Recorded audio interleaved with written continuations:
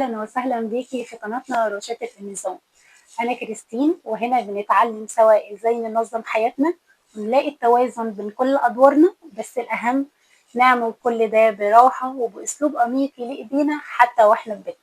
عايزاكي تقوليلي بصراحة، كم مرة حسيتي إن الأسبوع بيطير منك يوم ورا يوم وبتلاقي نفسك مش عارفة إيه اللي المفروض يتعمل، أو حاسة إنك بتجري في كل الاتجاهات بس مش بتوصلي لحاجة؟ لو ده بيحصل معاكي ما تقلقيش ابدا، انتي مش لوحدك صدقيني. النهارده انا جايه ومعايا الحل، هاخدك خطوه بخطوه علشان نتعلم سوا نظام بسيط جدا وفعال تقدري بيه تخططي الاسبوع كله في اقل من ساعه.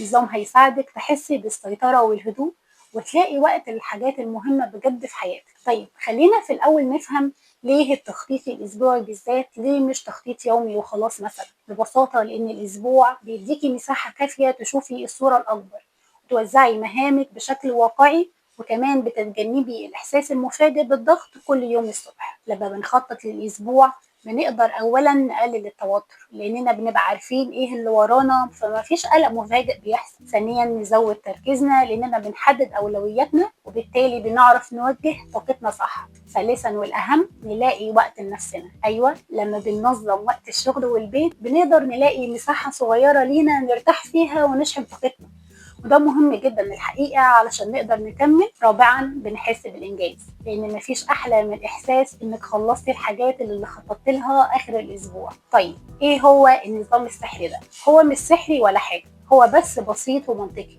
وهنمشي فيه سوا خطوة بخطوة. هاتي كوباية القهوة الجميلة بتاعتك وورقة وقلم، أو افتحي دفتر التخطيط بتاعك أو حتى ملف جديد على الكمبيوتر ويلا بينا. الخطوة الأولى تفريغ الدماغ أو البرين دمب، وهي أول وأهم خطوة. فضي كل اللي في دماغك على الورق، كل المهام، المواعيد، الأفكار، الحاجات اللي قلقاكي، الحاجات اللي نفسك تعمليها الأسبوع ده. كله مش عايزاكي تفكري في ترتيب ولا أولويات دلوقتي، بس اكتبي كل حاجة تيجي في بالك. فواتير محتاجة تدفعيها، مشوار للبنك، مكالمة مهمة، تمارين رياضية، وقت القراءة. اكتبي كل حاجة وأي حاجة في دماغك. الخطوة دي لوحدها بتريح جدا، بتحسي كأنك شلتي حمل تقيل قوي من على دماغك. الخطوة التانية تحديد الأولويات. دلوقتي بعد ما فضينا دماغنا هنبص على القائمة الطويلة دي ونبدأ نسأل نفسنا ايه الحاجات اللي لازم تتعمل الأسبوع ده، وايه الحاجات اللي يفضل تتعمل، وايه الحاجات اللي ممكن تتعمل لو في وقت. ممكن كمان تستخدمي ألوان مختلفة أو رموز بسيطة علشان تفرقي بسهولة بين البنود دي. مثلا نجمة للحاجات الضرورية اللي هي لازم تتعمل، ودايرة للحاجات المهمة بس مش مستعجلة اللي هي يفضل تتعمل، وعلامة استفهام للحاجات الاختيارية اللي هي ممكن تتعمل لو في وقت. الهدف من ده إننا نعرف إيه الأهم علشان نركز عليه الأول. خدي بالك، مش لازم كل حاجة تكون لازم، عايزاكي تكوني واقعية مع نفسك ومع طاقتك. الخطوة الثالثة الجدولة. تمام، عرفنا أولوياتنا، دلوقتي هنجيب جدول الأسبوع بتاعنا. ممكن يكون جدول بسيط جدا متقسم لأيام الأسبوع، سبت حد وهكذا، أو حتى متقسم لساعات لو بتحبي التفاصيل أوي. وهنبدأ نسكن المهام دي في الأيام المناسبة. أول حاجة هنحطها المواعيد الثابتة، شغل، مدارس، دكتور. وبعدين نبدأ نوزع مهام لازم على الأيام، وحاولي ما تسحميش يوم واحد، وزعي المهام الكبيرة على كذا يوم لو ده ينفع. بعد ما تخلصي مهام لازم شوفي لو في وقت لمهام يفضل، والأهم سيبي مساحات فاضية في الجدول. المساحات دي هتكون للطوارئ أو للراحة أو للحاجات اللي ممكن تظهر فجأة. نصيحة مهمة، عايزاكي تكوني واقعية في تقدير الوقت اللي كل مهمة محتاجاه. بلاش تفتكري انك هتخلصي 10 حاجات في ساعتين. الخطوة الرابعة المراجعة والمرونة. خلاص خططنا الأسبوع ممتاز جدا، بس الشغل مخلصش هنا. مهم جدا ان كل يوم الصبح تبصي بسرعة على الخطة اللي احنا عملناها وتشوفي لو في اي تغييرات محتاجة تعمليها في اليوم ده، لان الحياة مش بتمشي دايما زي ما بنخطط، وده طبيعي جدا. لو ما جاش يوم وقدرتي تخلصي كل اللي كتبتيه ده مش معناه انك فشلتي، ده معناه انك بشر.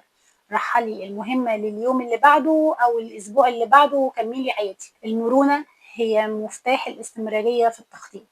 علشان أسهل عليكي الموضوع أكتر، أنا عملتلك قالب تخطيط أسبوعي بسيط جدا، تقدري تحمليه مجانا. هتلاقي لينك التحميل في أول تعليق مثبت تحت الفيديو. القالب هتلاقيه متقسم لأيام الأسبوع، وفي مكان تكتبي فيه أهم 3 أولويات لليوم، وقائمة مهام، ومكان صغير كمان للملاحظات أو حتى الامتنان. هتلاقيه بسيط وعملي جدا، تقدري تطبعيه كل أسبوع أو تستخدميه حتى على جهازك.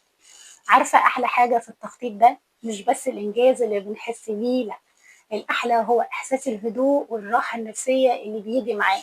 لما بنكون منظمين وعارفين إيه اللي ورانا، بنحس إننا مسيطرين أكتر على حياتنا، وده بيخلينا أهدى وأسعد. والإحساس ده بيكمل لما بنكون مرتاحين حتى في مكاننا أو حتى في لبسنا في البيت. أنا مؤمنة إن راحتنا وأناقتنا في البيت بتنعكس على نفسيتنا وكمان على إنتاجيتنا. علشان كده باحب أهتم إني أكون مرتاحة ومنظمة حتى في أبسط تفاصيل يومي، وده بيديني طاقة أكمل وأنجز وأنا مبسوطة.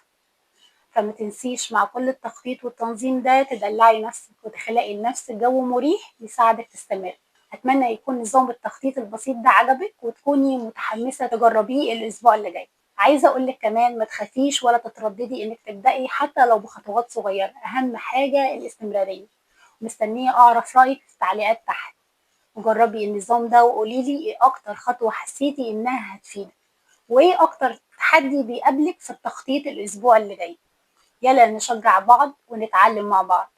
ولو عجبك الفيديو وحسيتي إنه ممكن يفيد أي حد تعرفيه، ما تنسيش تعملي لايك وشير، وطبعا تشتركي في القناة علشان تشوفي كل الفيديوهات اللي جاية اللي هنتكلم فيها عن تنظيم جوانب تانية كتير في حياتنا خطوة بخطوة. الفيديو اللي جاي هنتكلم عن قوة الروتين الصباحي، وازاي تبدأي يومك صح وبخطوات بسيطة هتغير نفسيتك وطاقتك. فخليكي متابعة. أشوفكم الفيديو اللي جاي، وكونوا دايما منظمين وأنيقين ومرتاحين. مع السلامة.